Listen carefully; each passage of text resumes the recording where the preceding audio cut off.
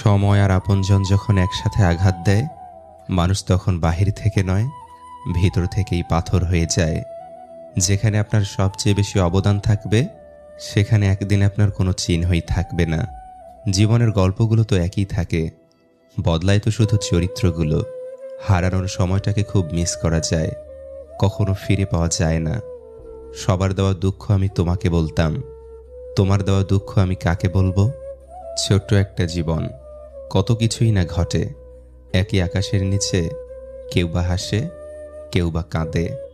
ধৈর্য ধরা শিখলাম, মানিয়ে নেওয়া শিখলাম, নিজেকে সান্ত্বনা দেওয়া শিখলাম। পারি না শুধু মিথ্যে অভিনয় করে মানুষের মন জোগাতে। আসলে কি জানেন, বেশি বিশ্বাস, বেশি আশা ভরসা আর বেশি ভালোবাসা মানুষকে কষ্ট আর দুঃখ ছাড়া আর কিছুই দিতে পারে না। সব কিছু নিয়ে ভাবতে ভাবতে মানসিক রোগী হয়ে যাচ্ছি। তাই এখন সব কিছু ভাগ্যের উপর আর সময়ের উপর ছেড়ে দিয়েছি। হাসি খুশি থাকি বলে দুঃখ নেই ভেব না, শোনার মতো মানুষ নেই বলে দুঃখ কাউকে বলি না।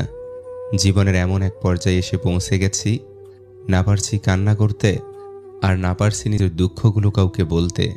খুব একা হয়ে গেছি। যদি আয়নায় মানুষের মুখ দেখা না গিয়ে তার চরিত্রকে দেখা যেত, তাহলে সব মানুষ তার মুখ সুন্দর না করে তার চরিত্রকে সুন্দর করার প্রতিযোগিতা করত। মানুষ তো কত কিছুই বলে, কে কি বলল সেটা না ভেবে তুমি তোমার সৎ ইচ্ছে আর স্বপ্ন পূরণের জন্য যা করা দরকার তাই করো। সফলতা দিয়ে তাদের কথার জবাব দাও। আজকাল মানুষের সাথে মিশতে ভয় হয়। ওরা স্বার্থের জন্য আপন হয়, আবার স্বার্থ শেষ হলে খুব সহজে রূপ বদলায়। বয়সের তুলনায় জীবনে ঘটে যাওয়া ঘটনাগুলো অনেক বড়। যে বয়সে